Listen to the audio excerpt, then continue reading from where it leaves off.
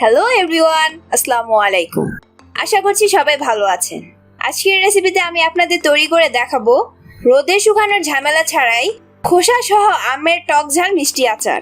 আর এই আচার আপনারা একবার বানিয়ে 1 বছর পর্যন্ত সংরক্ষণ করে রাখতে পারবেন, নষ্ট হবে না। এর সম্পূর্ণ টিপস এন্ড ট্রিক্স এই ভিডিওতে থাকবে।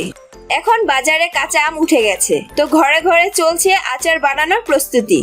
আমের আচার আমাদের সবারই অনেক পছন্দের, তাই আজকে খুব সহজে ও অল্প সময়ে তৈরি করে দেখাবো আমের আচার।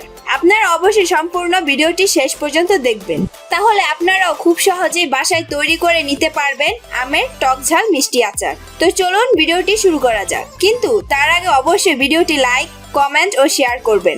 চ্যানেলটি সাবস্ক্রাইব ও বেল আইকনে ক্লিক করবেন। এখানে আমি 1 কেজি কাঁচা আম নিয়েছি। আপনারা যে কোনো সাইজের আম নিতে পারেন, কোনো সমস্যা নেই। এখন আমগুলো কেটে পানিতে ভিজিয়ে রাখবো 3 থেকে 4 ঘন্টা। এই 3 থেকে 4 ঘন্টা ভিজিয়ে রাখলে আমের কষ আর চুকা পানিও বের হয়ে যাবে। একটি চালুন বা ঝুড়িতে আমগুলো ছেঁকে নিব। আমগুলো এখন ভালো করে শুকিয়ে নিতে হবে।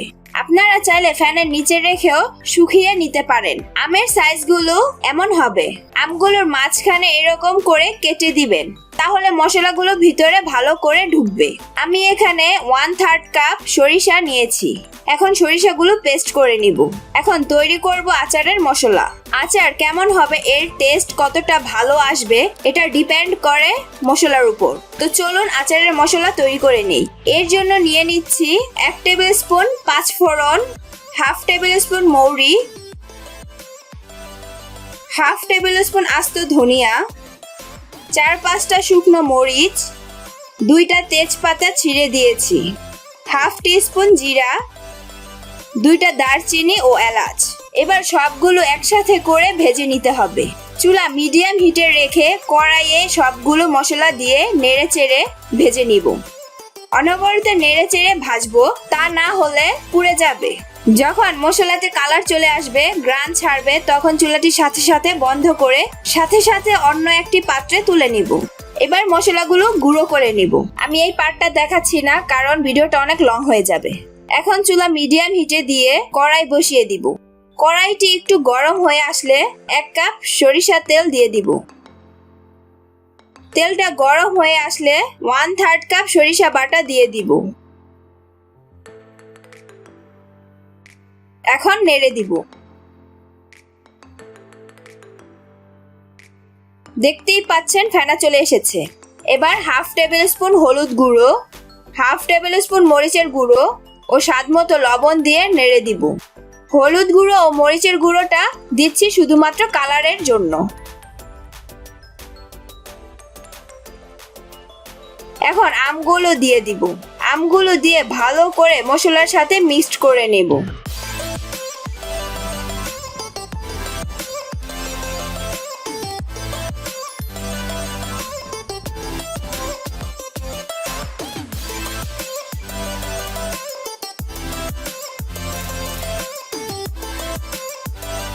মিশানো হয়ে গেলে এতে 1 কাপ গুড় দিয়ে দিব।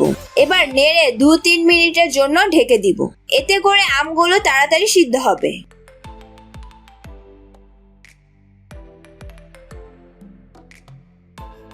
চলে আসলাম 3 মিনিট পর। দেখতেই পাচ্ছেন আম থেকে পানি ছেড়েছে। এবার নেড়ে দিব।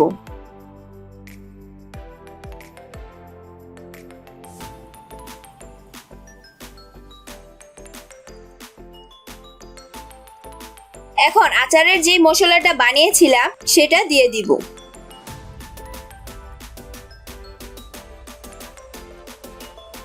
আরো 3-4 মিনিট রান্না করে নিব।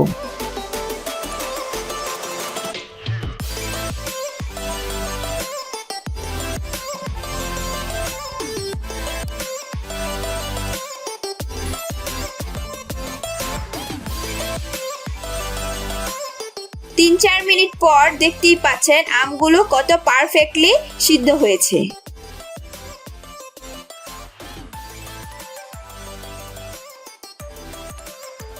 এখন 1 টেবিল স্পুন ভিনেগার দিয়ে দিব। আপনারা অবশ্যই ভিনেগার দেওয়ার চেষ্টা করবেন। ভিনেগার দিলে বছর খানেক সংরক্ষণ করে রাখতে পারবেন। এতে করে আপনারা একবার বানিয়ে সারা বছর জুড়ে খেতে পারবেন আমের টক ঝাল মিষ্টি আচার। এখন চুলাটি অফ করে দিব। তৈরি হয়ে গেল খোসা সহ আমের টক ঝাল মিষ্টি আচার। আই হোপ ভিডিওটি আপনাদের সবারই ভালো লেগেছে। আজকের এই রান্না করা আচারটি সত্যি অনেক বেশি টেস্টি হয়েছে। সেম প্রসেসে আপনারা যদি বাসায় বানান তাহলে আপনার ও আপনার ফ্যামিলি মেম্বারসদের অনেক বেশি পছন্দ হবে। ভিডিওটি যদি ভালো লেগে থাকে তাহলে অবশ্যই লাইক করবেন, কমেন্ট করে জানাবেন কেমন হয়েছে, ফ্যামিলি ফ্রেন্ডসদের সাথে শেয়ার করবেন। নতুন নতুন আরো মজাদার রেসিপি পেতে চ্যানেলটি সাবস্ক্রাইব করবেন ও বেল আইকনে প্রেস করবেন। আল্লাহ হাফেজ।